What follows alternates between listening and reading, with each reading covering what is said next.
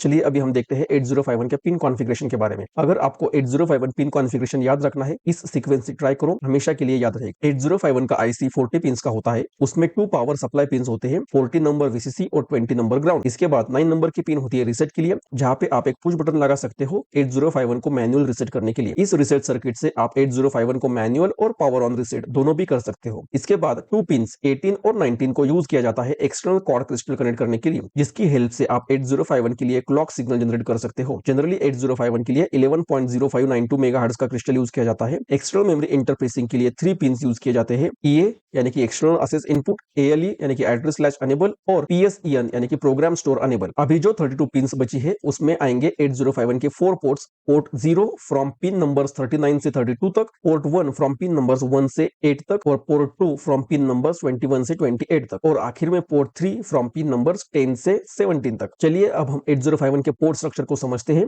8051 में 8 बिट्स के 4 पोर्ट्स है, P0, P1, P2 and P3। इन सभी पोर्ट्स को हम इनपुट और आउटपुट ऑपरेशन के लिए यूज कर सकते हैं। जब हमें इनपुट डिवाइसेस जैसे कि कीपैड और सेंसर्स कनेक्ट करने होते हैं, तब हम उस पोर्ट को इनपुट पोर्ट करके डिक्लेयर करेंगे, और जब हमें आउटपुट डिवाइसेस जैसे कि एलईडी, 7 सेगमेंट डिस्प्ले या फिर मोटर कनेक्ट करनी होती है, तो हम उस पोर्ट को आउटपुट पोर्ट करके डिक्लेयर करेंगे। हर पोर्ट के लिए एक स्पेशल फंक्शन रजिस्टर होता है, जैसे कि पोर्ट 0 के लिए P0, पोर्ट 1 के लिए P1, पोर्ट 2 के लिए P2 और पोर्ट 3 के लिए P3। अगर हमें किसी पोर्ट को इनपुट या आउटपुट करके डिक्लेयर करना है, तो हम उसके एसएफआर में उसे सेट या क्लियर करेंगे। किसी भी पोर्ट पिन को इनपुट करने के लिए उसके स्पेशल फंक्शन रजिस्टर के करस्पॉन्डिंग बिट को 1 करेंगे और आउटपुट के लिए 0। इसको याद रखने के लिए सिंपल ट्रिक है कि इनपुट का आई 1 जैसा दिखता है, तो आप 1 फॉर आई फॉर इनपुट इस तरह याद कर सकते हो। इसी तरह 0 for O and O for output. अगर पोर्ट 0 को आपको किसी भी एप्लीकेशन में यूज करना है, तो उससे आपको externally pull up register connect करने पड़ते हैं, क्योंकि पोर्ट 0 ओपन ड्रेन टाइप का होता है। मतलब पोर्ट 0 में जो ट्रांजिस्टर यूज किए जाते हैं उनका ड्रेन टर्मिनल ओपन रहता है और उनको हमें external pull up register through supply voltage को कनेक्ट करना पड़ता है। बाकी पोर्ट्स को इसकी जरूरत नहीं होती। जब एक्सटर्नल मेमोरी 8051 को कनेक्ट करनी होती है, तब उसके लिए 8 बिट डाटा बस और 16 बिट एड्रेस बस चाहिए होती है। पोर्ट 0 इनपुट और आउटपुट ऑपरेशन के अलावा एक्सटर्नल मेमोरी इंटरफेस करते टाइम 8 बिट डाटा बस और lower 8 bits of address bus provide करता है।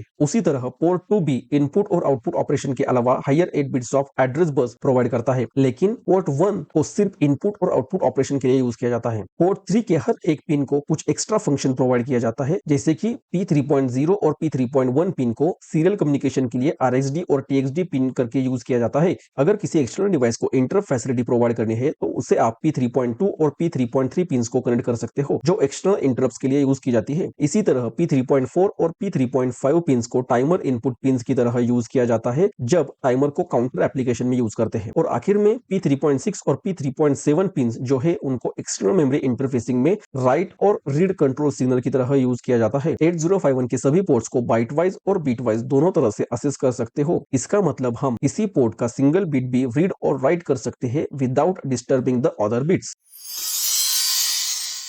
अगर आपको वीडियो अच्छा लगे तो लाइक करें, कमेंट करें, आपके दोस्तों के साथ शेयर जरूर करें, और ऐसे वीडियो देखना चाहते हो तो चैनल को सब्सक्राइब जरूर करें। मिलते हैं अगले वीडियो में।